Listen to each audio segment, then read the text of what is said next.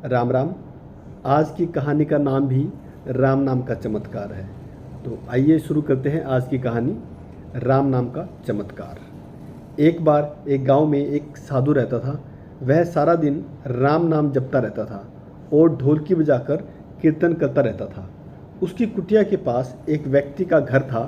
वह उससे बहुत परेशान था। एक दिन वह व्यक्ति गुस्से में उस साधु की कुटिया में आया और बोला, क्या तुम दिन रात राम राम रटते रहते हो? क्या तुम्हें कोई काम धंधा नहीं है? हमें तो कमाने जाना पड़ता है और तुम्हारी ढोलकी की आवाज़ से मैं सो नहीं पाता हूँ।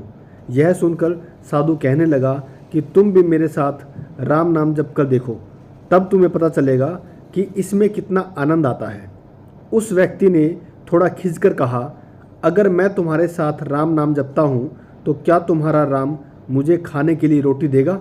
साधु कहने लगा, मुझे तो राम नाम की लगन लगी है और राम जी की कृपा से हर रोज़ भोजन मिल ही जाता है। तुम भी राम नाम जप कर देख लो, मुझे भरोसा है भगवान तुझे भी खाने को ज़रूर देंगे। यह आदमी उस साधु को चुनौती देता है कि मैं तुम्हारे साथ आज राम नाम का भजन करता हूँ। अगर तुम्हारे राम जी ने आज मुझे रोटी खिला दी तो मैं सारी उम्र राम की भक्ति में लगा दूंगा। अगर नहीं खिलाई तो तुम ढोलकी बजाना बंद कर दोगे। साधु कहता है कि मैंने तो निष्काम भाव से प्रभु की भक्ति की है, लेकिन फिर भी मुझे तुम्हारी चुनौती मंजूर है। वह व्यक्ति साधु के साथ बैठकर राम राम का जाप करता है और मन में यह निश्चय करता है कि चाहे कुछ भी हो जाए, आज मैं भोजन नहीं करूँगा। देखता हूँ इसका राम मुझे भोजन कैसे कराता है। राम नाम का भजन करने के बाद वह सोचता है, अगर मैं अपने घर जाता हूँ तो मेरी माँ और मेरी पत्नी मुझे रोटी खाने को कहेंगे और मुझे रोटी खानी पड़ सकती है, लेकिन मुझे साधु को चुनौती में हराना है। इसलिए मैं घर जाने की बजाय गांव के पास के जंगल में चला जाता हूँ।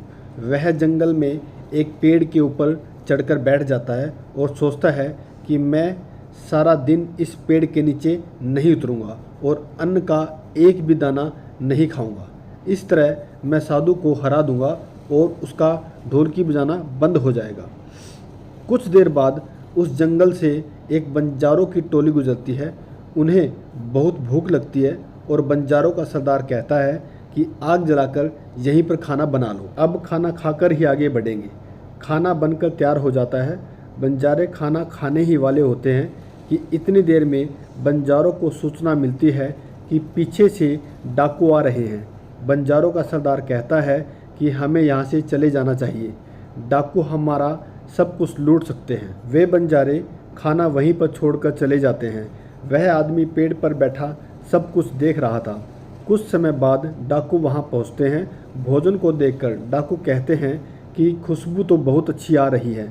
यह भोजन किसने बनाया है और बनाने के बाद खाया क्यों नहीं? यह हमें फंसाने के लिए कहीं किसी की चाल तो नहीं? हो सकता है इस भोजन में जहर हो। उसी समय डाकुओं के सरदार की नज़र पेड़ पर बैठे उस व्यक्ति पर पड़ती है। वह उसे नीचे आने का आदेश देता है।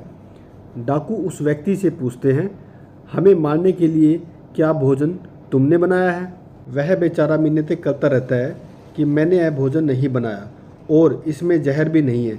वह भोजन बंजारों ने बनाया है। आपके आने की खबर सुनकर वह यहाँ से भाग गए, लेकिन डाकुओं के आगे उसकी एक नहीं चलती। डाकू से कहते हैं कि अब तुम्हें यह भोजन खाकर दिखाना पड़ेगा, क्योंकि हमें लगता है कि तुमने ही यह भोजन बनाया है और इसमें जहर मिलाया है। अब सबसे पहले तुम ही यह भोजन खाओगे। वह जिद पर अड़ता कि मैं भोजन किसी भी कीमत पर नहीं खाऊंगा। डाकुओं का शक और गहरा हो जाता है। वे बंदूक की नोक उसके सिर पर रखकर कहते हैं, तुझे यह भोजन खाना पड़ेगा, नहीं तो गोली खानी पड़ेगी। उसके भोजन करने के बाद डाकू ने उसे छोड़ दिया। अब उसे विश्वास हो गया कि बंजारों को और डाकुओं को राम ने ही भेजा है। वह वहाँ से सीधा साधु की कुटिया में जाता है और जाकर साधु के चरणों में प्रणाम करता है। उसने साधु को सारा वृतांत सुनाया। अब उस साधु से भी ज़्यादा उसे राम नाम की लगन लग गई और उसने अपना पूरा जीवन प्रभु राम जी को समर्पित कर दिया। धन्यवाद।